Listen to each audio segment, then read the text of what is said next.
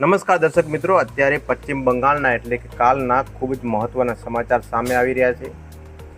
કે મુખ્યમંત્રીનો ચહેરો ગણાતો એવા સુવેન્દ્ર અધિકારીના પીએ એટલે કે પર્સનલ આસિસ્ટન્ટે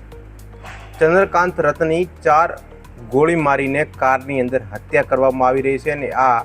ચૂંટણી પછી લગભગ આ ભાજપના કાર્યકર્તાઓના 4 થી વધુના મોત થયા હોવાના સમાચાર પણ મળી રહ્યા છે। તમે વિચારી શકો છો મિત્રો કે પશ્ચિમ બંગાળની ચૂંટણી એ રક્ત રંજિત થઈ છે પાછી।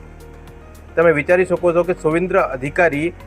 રાત્રે એમના કાફલા સંગાથે એમના ગામ તરફ જઈ રહ્યા હતા। એમાં પાછળ બેઠેલી ગાડીની અંદર એમના પીએ એટલે કે ચંદ્રકાંતભાઈ રથ હતા અને એની અંદર અજાણ્યા હુમલાખોર 5 થી 6 હુમલાખોર આવ્યા હતા અને એમની હુમલાખોર દ્વારા પાસે આવીને ગોળીઓ મારી હતી। 1 2 ની પરંતુ 4 ગોળી મારતા તેમના ઘટના સ્થળ ઉપર જ મોત થયું હતું।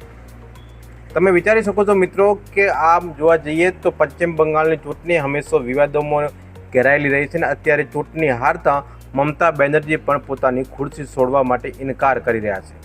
પણ તમે વિચારી શકો છો મિત્રો કે આ ચૂંટણીની અંદર હોય કે બીજેપીના ચૂંટણીમાં હોય,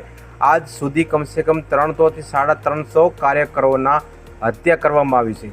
અને આમ જોવા જઈએ તો પશ્ચિમ બંગાળમાં હત્યા કરવી આમ વાત છે, પરંતુ સીસીટીવીના આધાર ઉપર અને નાકાબંધી પણ પોલીસ દ્વારા કરવામાં આવી છે અને પકડવાના ચક્રો ગતિમાન કર્યા છે। પરંતુ આમ જોવા જઈએ હજી સુધી બીજેપી દ્વારા શપથ ગ્રહણ કરવામાં નથી આવ્યો અને સુવેન્દ્ર અધિકારી જેવા મુખ્યમંત્રીના ચહેરા ગણાતા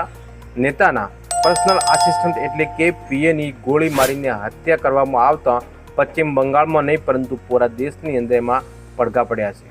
તમે વિચારી શકો છો મિત્રો કે પશ્ચિમ બંગાળ એટલે કે એવું રાજ્ય છે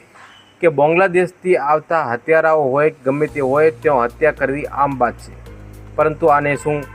પોલીસ દ્વારા નાકાબંધી કરવામાં આવી છે અને હત્યારાઓને ઝડપવા ચક્રો ગતિમાન કર્યા છે।